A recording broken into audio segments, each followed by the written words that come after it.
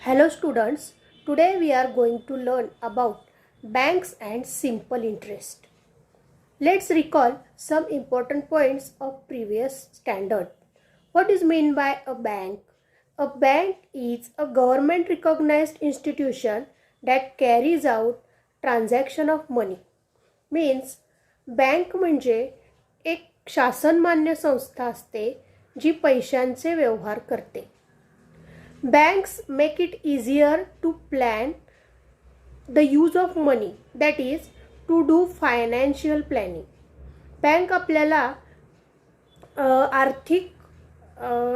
आर्थिक नियोजन करण्यासाठी मदत करते. We can either deposit cash money in a bank or withdraw cash from it. For that purpose, we must open an account in bank. Bank accounts are of various kinds. Bank ही आपल्या बँकेमध्ये आपण पैसे भरू शकतो किंवा बँकेतून पैसे काढू शकतो. पण त्यासाठी आपल्याला बँकेमध्ये आपलं खातं असणं आवश्यक आहे. Different types of accounts. There are different types of accounts in bank. First type of account is current account. Current account means चालू खाते. A current account is mainly for traders and those dealing in money on the daily basis. हे खातं current account हे कोणासाठी असतं तर व्यापाऱ्यांसाठी आणि जे रोजचे व्यवहार बँकेमध्ये करतात त्यांच्यासाठी असतं. An account holder can deposit or withdraw money any number of times in a day. We can withdraw or deposit in this account many times, any number of times in a day. The bank issues a passbook for this account and also a checkbook on demand. Bank या खात्यासाठी आपल्याला passbook आणि chequebook सुद्धा देते.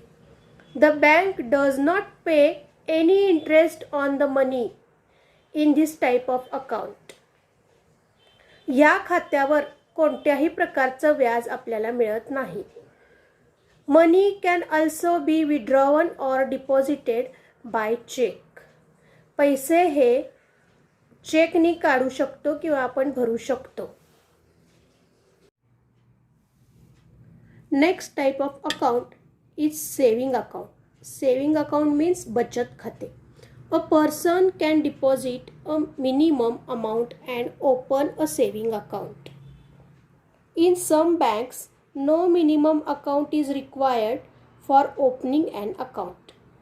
आपण हे खातं बँकेमध्ये थोडीफार रक्कम जमा करून हे सेविंग अकाउंट काढू शकतो. काही बँका हे खातं काढण्यासाठी रक्कम भरावी लागत नाही. The bank pays some interest on the basis of daily credit balance in the account. या खात्यावर आपल्या बॅलन्सनुसार किंवा आपल्या शिल्लक रकमेवरून आपल्याला बँक काही व्याज देते. There are some restrictions on how often money can be withdrawn from this account.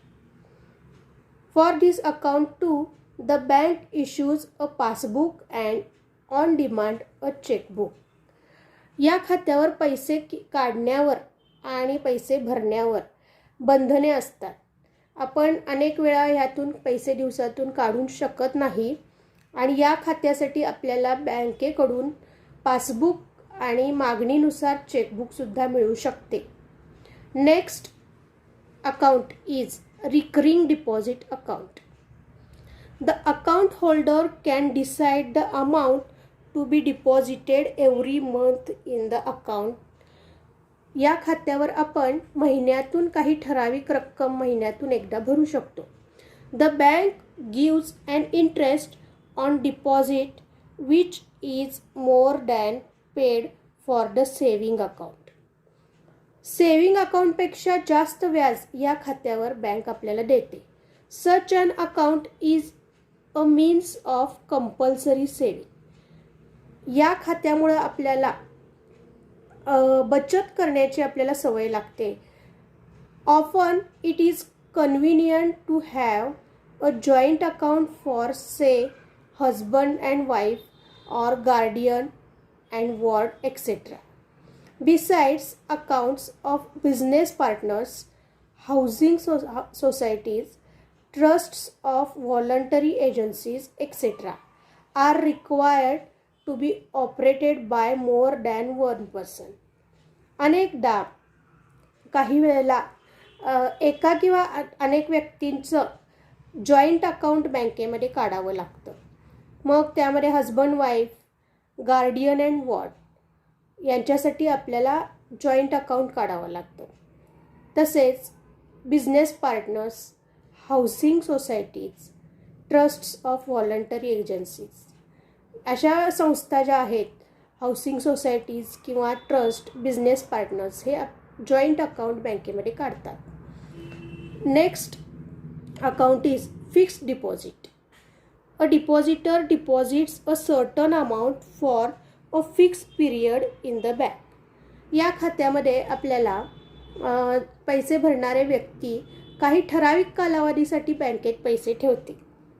This deposit attracts a greater rate of interest than the saving account. या खात्यावर आपल्याला सेविंग अकाउंटपेक्षा जास्त व्याज मिळतं. However these rates are different in different banks. प्रत्येक बँकेचे व्याजाचे दर वेगवेगळे असतात.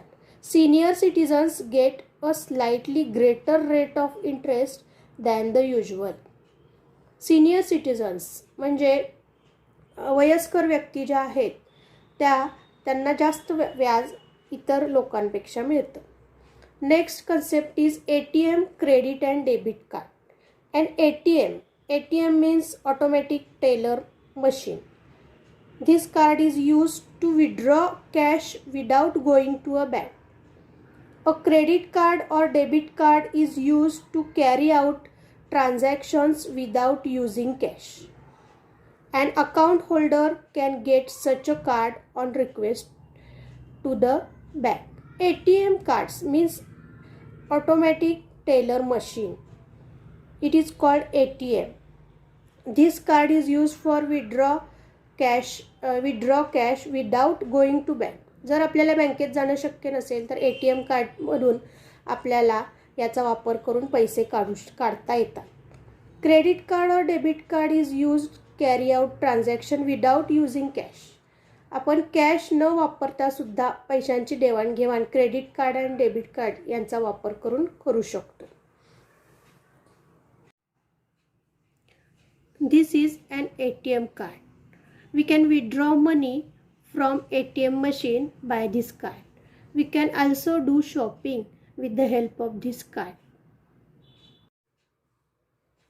Students, now observe the entries made in the page of passbook shown below. This is one page of passbook. Here are line number, date, particulars, check number, amount withdrawn, amount deposited and balance. Let's see the entries in the passbook. First entry is on 2nd February 2016. This transaction is done by cash and amount deposited is 1,500 rupees. And the balance is 7,000 rupees. Next entry is on 8th February 2016. This transaction is done by check. Check number is given here and amount deposited is 5,000 rupees and the balance becomes 12,000 rupees. Now next entry is done on 12th February 2016 by check. Check number is given here and amount is withdrawn. 3000 rupees are withdrawn and the balance is 9000 rupees. Next entry is done by on 15 February 2016 by self. Amount withdrawn is 1500 and balance is 7500. Next entry is on 26th February 2016. Bank has given an interest of 1135 rupees and the balance is 7635 rupees. Now students, read all these entries carefully and fill in the boxes.